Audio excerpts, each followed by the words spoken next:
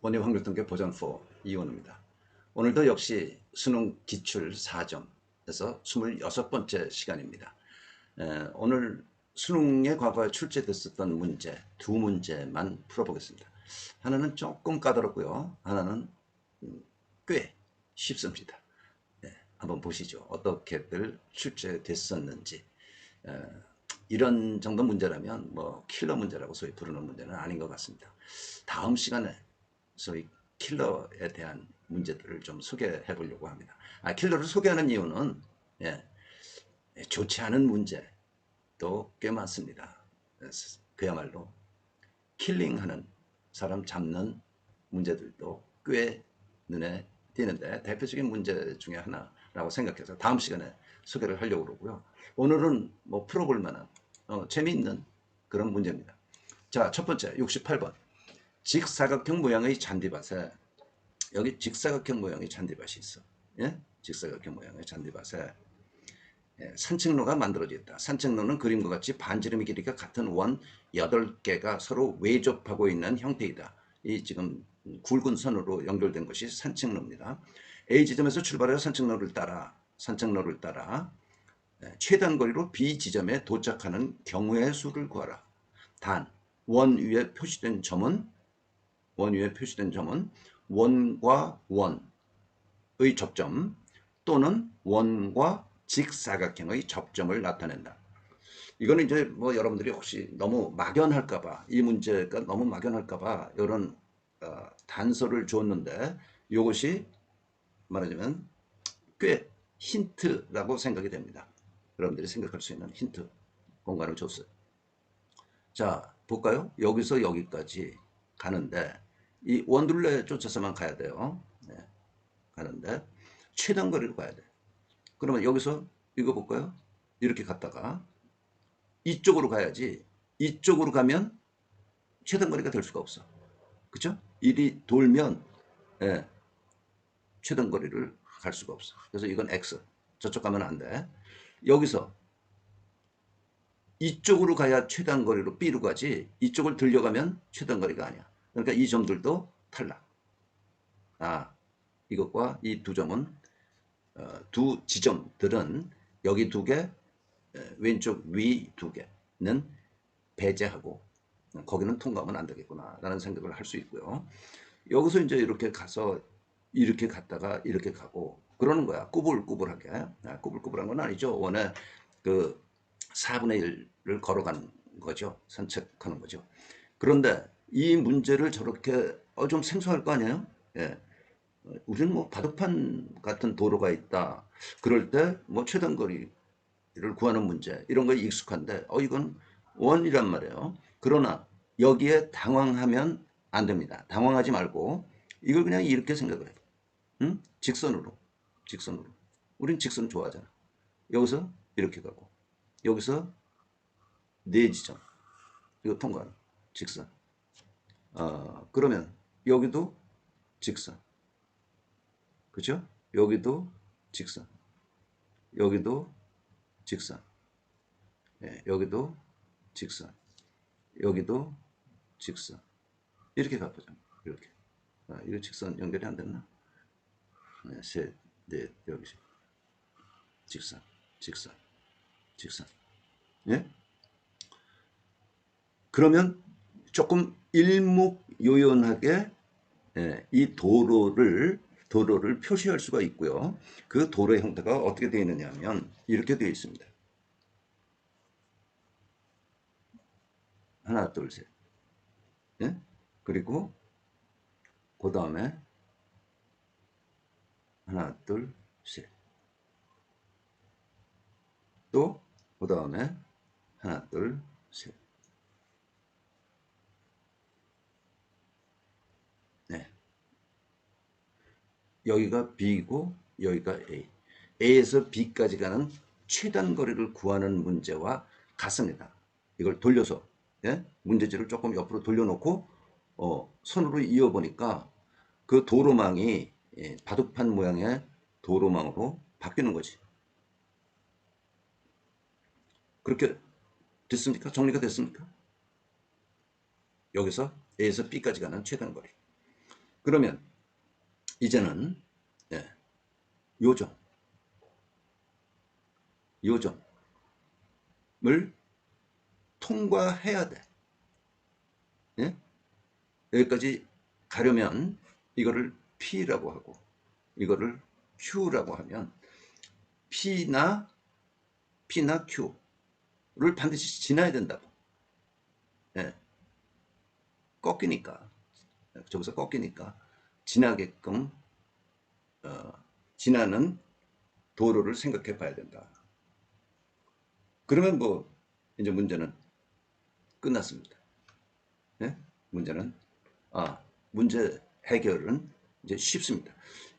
이 원으로 되어 있는 산책로를 직선으로 바꿔서 한번 생각하는 거, 표시까지 해놨기 때문에, 문제에 표시가 되어 있기 때문에, 그거를 우선 생각을 하나 해야 되고요. 옆으로 돌려놓은 거야. 이거를 옆으로 돌려놓은 그림이 이 그림이야. 그 다음에 A에서 B까지 가는데 최단 거리로 가려면 어느 점을 지나야 되나? 어느 점을 지나야 되나? 여기 길 없는 데가 있으니까 그런 거야. 예? 어느 점을 지나야 되나? 요 P점하고 요 점하고 Q점을 지나야 된다는 거야. 바로 중요한 길목이죠. P와 Q가. 그래서 A, P, B로 가는 경우하고 A, Q, B로 가는 경우 두 가지를 생각해 봐야 된다라는 이야기입니다. 예. A에서 P를 지나 B로 가는 경우 한번 볼까요? 예? 뭐예요? A에서 P까지 가는 경우의 수. 여기는 가면 안 돼. 여기는 가면 안 돼.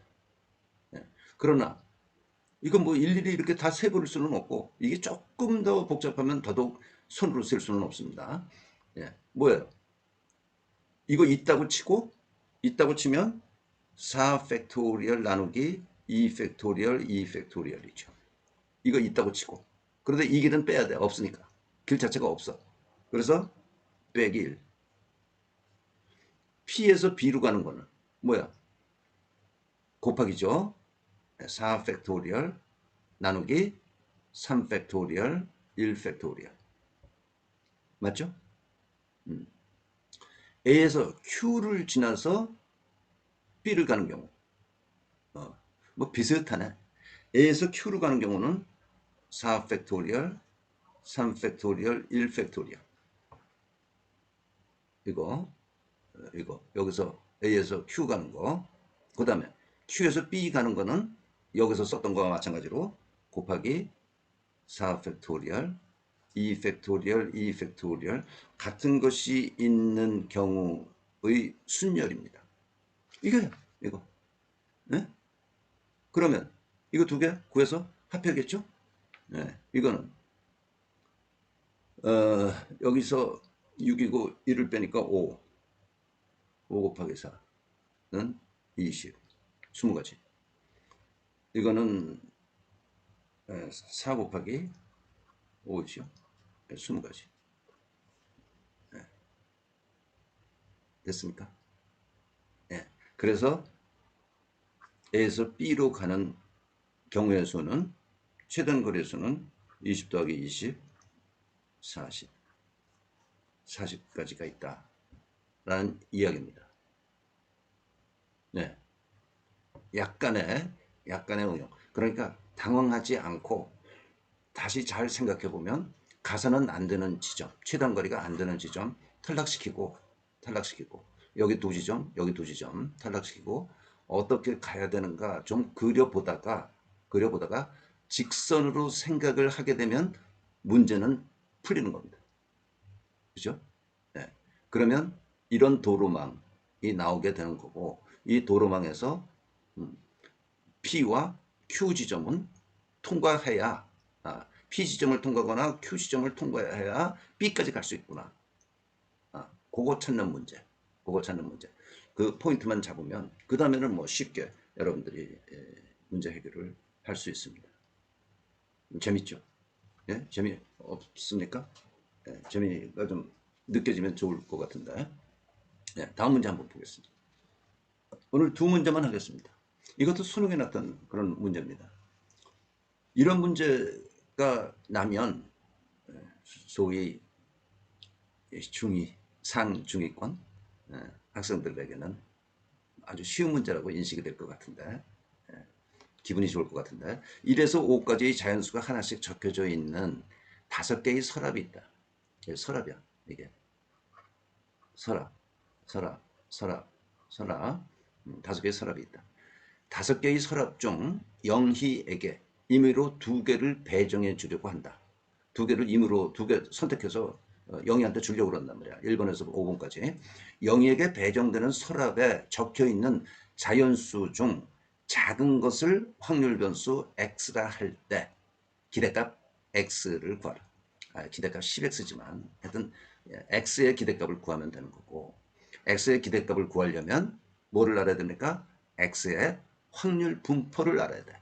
그렇죠? 기본적인 사항이에요. 네. x의 기대값을 알려면 다른 힌트들이 여러 개 있으면 몰라도 여기 뭐 다른 힌트는 없는 것 같고, 확률 변수 x의 기대값을 얻어라. 그러면 확률 변수의 확률 분포, 즉 확률 질량 함수를 구하면 된다라는 이야기. 이건 그냥 스텝입니다. 기본적인 그 과정이 확률 변수라 할 때, 그러면 확률 변수가 갖는 값이 있죠. 어떤 값이 가능하겠습니까? 1 가는 거지. 2개를 선택했는데 작은 거를 x라고 그러는 거야. 1에서 5까지. 또 2가 가는 거겠지. 그렇죠? 또 3이 가는 거겠지. 또 4가 가는 거겠지. 5는 가능하지 않죠. 5가 제일 큰 수니까. 어느 2개를 선택했는데 그 둘 중에 하나를 확률 변수 x라고 그런다는 거예요. 그러니까 x는 1, 2, 3, 4의 값을 갖고 x가 1, 2, 3, 4일 때 각각의 확률이 나오겠구나. 확률을 구하겠구나 하는 생각을 하면 끝이에요. 그렇죠? 네. 자, 그러면 x가 1인 경우 1일 때 x가 언제 1이 됩니까? 이거는 임의로 2개를 선택하는 거야. 네. 그러니까 뭐냐면 컨비네이션이라 이거지. 뭐 차례가 있거나 이런 게 아니라 2개를 선택해서 배정해 주는 거야. 영희한테. 그래서 1의 경우에 어떤 것들이 가능해요? 1, 2, 1, 3, 1, 4, 1, 5를 선택할 경우 작은 값이 1 아니에요? 그렇죠? 예. 그러니까 x가 1인 경우의 확률은 총 몇 가지? 5 컨비네이션 2 중에 4가지. 여기는 4가지. 5 컨비네이션 2는 10, 10분의 4. 그렇죠? x가 2인 경우 어떤 경우가 나와? 당연히 2, 3, 2, 4, 2, 5를 뽑을 경우 그 둘 중에 하나가 작은 값이 2니까 이런 경우란 말이에요. 그러면 x 2, 1 확률은 똑같이 5 컨비네이션 2분의 몇? 3. 그러니까 10분의 3. x가 3인 경우 뭐예요? 3하고 4를 뽑을 때, 임의로 정할 때 3하고 5를 정할 때. 네. 그래서 x가 3일 확률은 마찬가지 5 컨비네이션 2분의 2. 10분의 2. x가 4인 경우 4, 5 한 경우죠. 그래서 x 4일 확률은 5 컨비네이션 2분의 1. 그래서 10분의 1. x는 어떤 값을 가져? 1, 2, 3, 4를 갖고 1, 2, 3, 4일 때 확률들을 구했어요. 그럼 이것들의 합이 뭐가 돼야 돼? 1이 돼야 돼. 합이 1이죠? 그러니까 내가 구한 확률 값들이, 확률 질량 함수의 값들이 계산에 착오가 있거나 틀린 게 아니구나 라고 확인할 수 있어요. 확인하게 되고, 이제 x에 대한 기대값. 이건 뭐 사실은 풀면서 보니까 한 3점 문제에 해당하는 정도 수준이네. 1 곱하기 10분의 4 더하기 2 곱하기 10분의 3 곱하기 3 곱하기 10분의 2 더하기 4 곱하기 10분의 1. 그러면 10분의 1 해서 4 더하기 6 더하기 6 더하기 4. 좀 뭐 2네. 2. 그래서 여기 문제에서는 기대값 10x를 구하라고 그러니까 답은 20입니다. 네? 답은 20이 된다. 쉽죠? 네. 쉬운 그런 문제이기 때문에 정말 이 정도 수준의 문제는 반드시 맞춰야 됩니다. 아주 이 기본이 되어 있는지 묻는 그런 문제였어. 예? 확률 변수라 할 때, 그러면 확률 변수라 할 때, 그러면 x가 어떤 값을 가질까를 먼저 생각해야 된다. 그렇죠? 그리고 기대값을 구하라고 그러면 x의 확률 분포를 알아야만 된다. 네, 확률 분포를 구해보자. 그러면 x가 1인 경우, 2인 경우, 3인 경우, 4인 경우가 있으니까 각각의 경우에 대해서 그 확률을 구하려면 어떤 경우가 나타나나 1이 나타나는 경우 1, 2, 1, 3, 1, 4, 1, 5 뽑았을 때구나. 전체 경우수 5 콤비네이션 2 5개 중에서 2개를 임으로 선택하는 경우의 수니까 10분의 4 이렇게 계산이 된다. 이거는 뭐 기대값 구하는 거는 당연히 알아야 되고 지금 기대값 이거 어떻게 해서 계산이 그렇게 된 겁니까? 그러면 지금 현재 과정을 쫓아올 능력이 안 되고 있습니다. 그런 사람 뭐요? 원리 확률 통계 버전 2부터 봐야 됩니다. 반드시 거기서부터 공부할 수밖에 없습니다. 자, 오늘 간단하게 두 문제 했고요. 다음 시간에는 진짜 좀 지지한 문제 소개를 한번 해보겠습니다. 그런 문제는 왜 출제되는지